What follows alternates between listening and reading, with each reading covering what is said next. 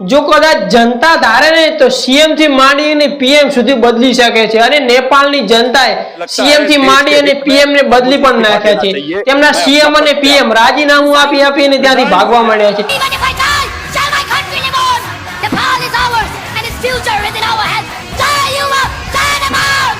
કેમ કે જાપાનની જનતા આક્રોશમાં આવી ગઈ છે ને તે તોડફોડ કરી રહી છે, એવી રીતનો કઈક કારનામા કરી રહી છે, જેના લીધે સીએમ અને પીએમ બધા જે મંત્રીઓ તેમનું રાજીનામું આપી અને ત્યાંથી ભાગી પણ રહ્યા છે। देश के हित में अब मुझे इस्तीफा देना चाहिए, मैं अपना पद त्याग करता हूं। रिजाइन हो गया। जो कि તેમની જનતાએ પોલીસ સ્ટેશન સળગાવી દીધું, બધી બેંકોને પણ સળગાવી દીધી અને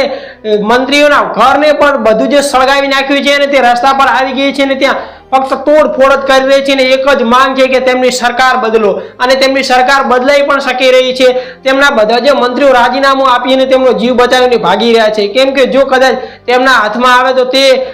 સંપૂર્ણપણે નષ્ટ પણ થઈ શકે છે ને તેમને પોતાનો જીવ પણ ગુમાવી શકે છે। એટલે બધા જ નેતાઓ ત્યાંથી ભાગી અને એકદમ છે પોતાનો જીવ બચાવીને ભાગી। કેમ કે તમે આ વિડીયોની અંદર જુઓ કે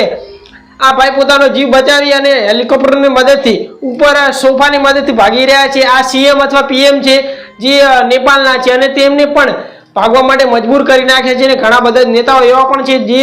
આમને હાથમાં આવી ગયા છે, તેમને કંઈક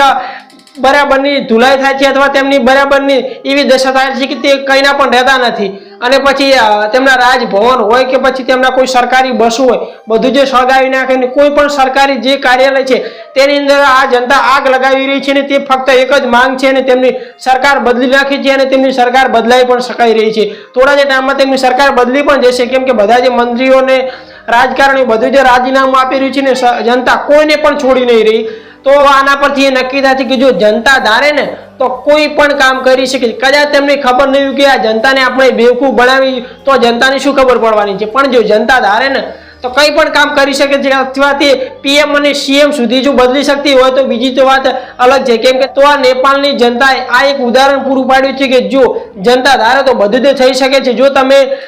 કોઈ પણ વાતને એક્સેપ્ટ કરી નાખશો તો પછી તે તમે કંઈ જ કરી શકતા નથી, પણ જો આ નેપાળની જનતાની જેમ તમે આવાજ ઉઠાવશો અને જો આંદોલન કરશો તો કોઈ પણ કામ એવું નથી કે ન થઈ શકે। તેના લીધે પબ્લિકનો સપોર્ટ જાય અને આ નેપાળની જનતા એક પર એક સપોર્ટ કરતી જાય છે અને તેમની સાથે કેટલા માણસો જોડાતા જાય છે અને દિવસ પ્રતિ દિવસે વધતા જ જાય છે અને તેમનું આંદોલન વધતું જ જાય છે અને તે આખા દેશની અંદર ફેલાઈ ગયું છે અને આખો દેશ એક થઈ ગયો છે અને તેમની બધી જે સરકાર બદલી નાખી છે, તેમના બધા જે રાજકારણના બધા જે માણસોને એકદમ છે ભાઈ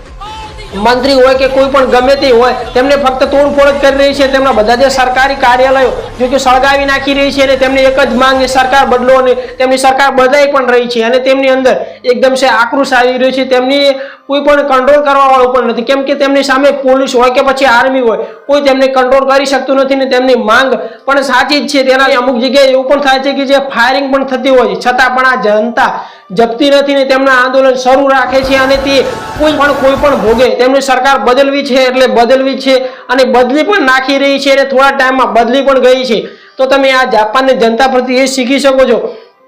કે જો તમારા મનની અંદર દ્રઢ વિશ્વાસ અને જો આત્મબળ હોય તો તમે કોઈ પણ કામ એવું નથી કે ન કરી શકો। તે આ જાપાનની જનતાએ પૂરું પાડ્યું છે, તેમની સરકાર આખા દેશની સરકાર બદલી નાખી છે જાપાનની જનતાએ।